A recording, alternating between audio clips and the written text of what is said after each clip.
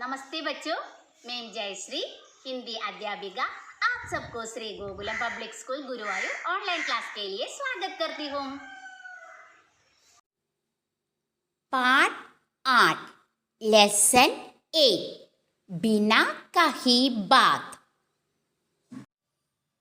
वो एक दिन कंचन देव को नगर से पूर्व की ओर घुमाने ले गया। One day he took Kanchan Dev from the city to the east. कंचन देव ने देखा मैदान में दूर तक दाने बिखरे हैं। कंचन देव saw grains are scattered far and wide in the field. काफी कबूतर वहां दाना चुग रहे हैं और थोड़ी दूरी पर कुछ कबूतर मरे पड़े हैं। A lot of pigeons are feeding there, and some pigeons are dead at a distance. राजा ने मरे हुए कबूतरों के बारे में मंत्री से पूछा। The king asked the minister about the dead pigeons. मंत्री ने बताया, महाराज, इन्हें शिकारी पक्षियों ने मारा है।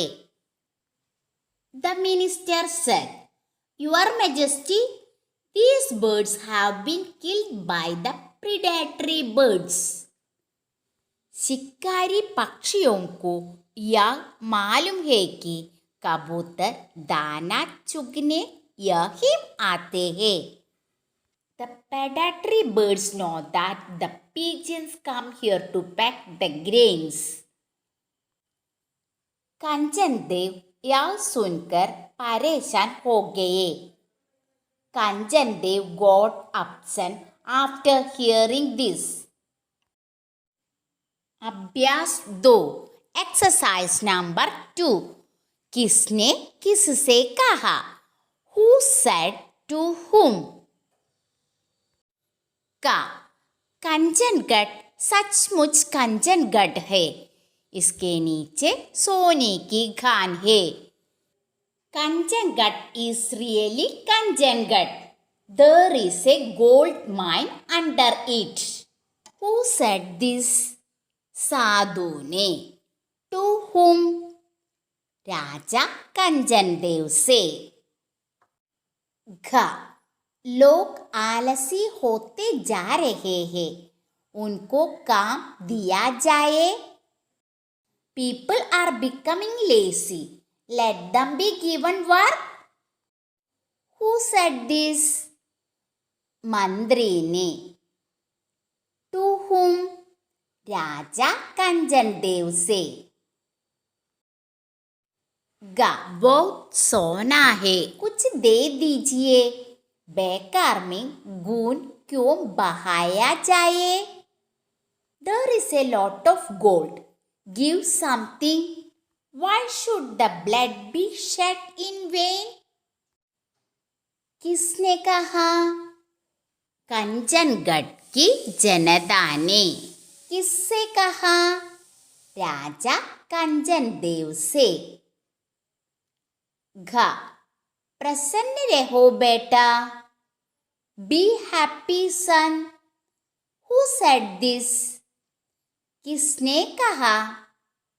साधु ने। किससे कहा? राजा कंचन देव से।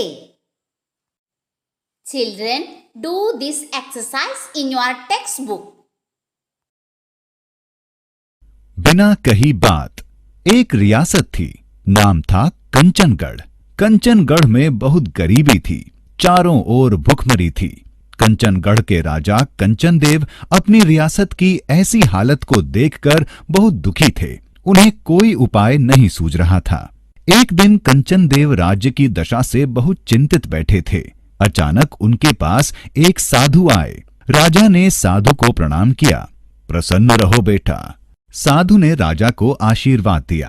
कंचन देव ने साधु को अपने राज्य के बारे में बताया। साधु मुस्कुराकर बोले, कंचनगढ़ सचमुच कंचनगढ़ है, इसके नीचे सोने की खान है। इतना कहकर साधु चले गए।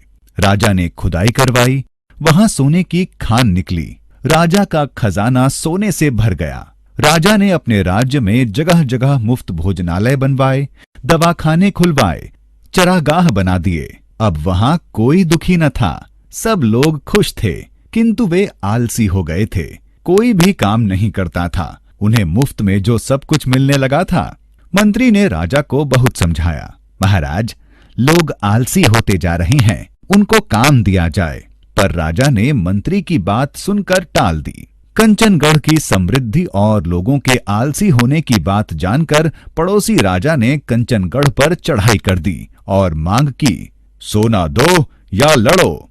कंचनगढ़ के आलसी लोगों ने राजा से कहा, बहुत सोना है, कुछ दे दीजिए, बेकार में खून क्यों बहाया जाए। राजा ने लोगों की बात मान ली और सोना दे दिया। यह देख मंत्री को बहुत दुख हुआ। एक दिन वह कंचन देव को नगर से पूर्व की ओर घुमाने ले गया। कंचन देव ने देखा, मैदान में दूर तक दाने बिखरे हैं, काफी कबूतर वहां दाना चुग रहे हैं और थोड़ी दूरी पर कुछ कबूतर मरे पड़े हैं। राजा ने मरे हुए कबूतरों के बारे में मंत्री से पूछा। मंत्री ने बताया, महाराज, इन्हें शिकारी पक्षियों ने मारा है। शिकारी पक्षियों को यह मालूम है कि कबूतर दाना चुगने यहीं आते हैं। कंचन देव यह सुनकर परेशान हो गए।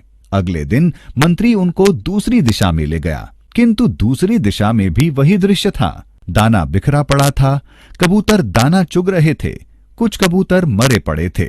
राजा ने मंत्री से पूछा तो उसने फिर वही उत्तर दिया, शिकारी पक्षियों ने इन्हें भी मार डाला है। तो कबूतर भागते क्यों नहीं? वे इसलिए नहीं भागते हैं क्योंकि वे सब आलसी हो गए हैं। उन्हें मुफ्त में दाना जो मिलने लगा है, वे दाना खाने आते हैं और शिकारी पक्षी उन्हें आसानी से मार डालते हैं। मंत्री ने राजा को समझाया। राजा की आंखें खुल गईं। शाम को उन्होंने मंत्री को बुलवाया, कहा, नगर के सारे मुफ्त भोजनालय बंद करवा दो, जो मेहनत करें वे ही खाएं। लोग निकम्मे होते जा रहे हैं। और हाँ, एक बात और, मैं अब शत्रु के सोना मांगने पर सोना नहीं दूंगा, सिर्फ लड़ूंगा। जाओ, सेना को मजबूत बनाओ। मंत्री राजा की बात सुनकर बहुत खुश हुआ। बोला, महाराज, मैं तो बहुत दिनों से यही बात कहना चाहता था, लेकिन आपके क्रोध के डर से चुप रहा। यह सुनकर राजा हंस पड़े। बोले, तुम्हें मान गया, तुम बिना कहे भी अपनी बात खूब कहना जानते हो। लेखक राम जन्म Sharma. Hope you all enjoy my class. One YouTube URL, notes and questions are attached with this video. Learn well and stay safe.